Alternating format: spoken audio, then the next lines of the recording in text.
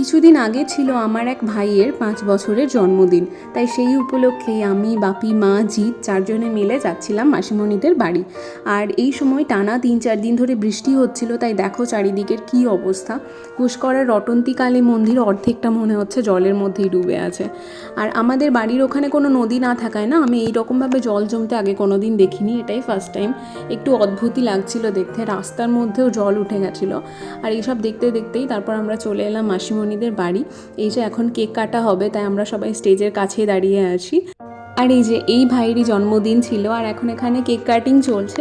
এরপর আমরা খেতে বসে গিয়েছিলাম, কারণ এরপর আমাদের বাড়িও ফিরতে হবে। আর ওয়েদার খুবই বিচ্ছিরি ছিল, খুবই বৃষ্টি পড়ছিল যখন আমরা খেতে বসেছিলাম। তো এই যে এটা ছিল মেনু কার্ড। আর ওই দিকে বসেছে মা আর মেজো দিদা আর মা এখন বসে বসে গল্প করছে, আর এদিকে আমি আর জিৎ। তো চলো, ভিডিওটা এত দূরই থাকছে। ভালো লাগলে লাইক, সাবস্ক্রাইব আর ফলো করে দিও। চলো।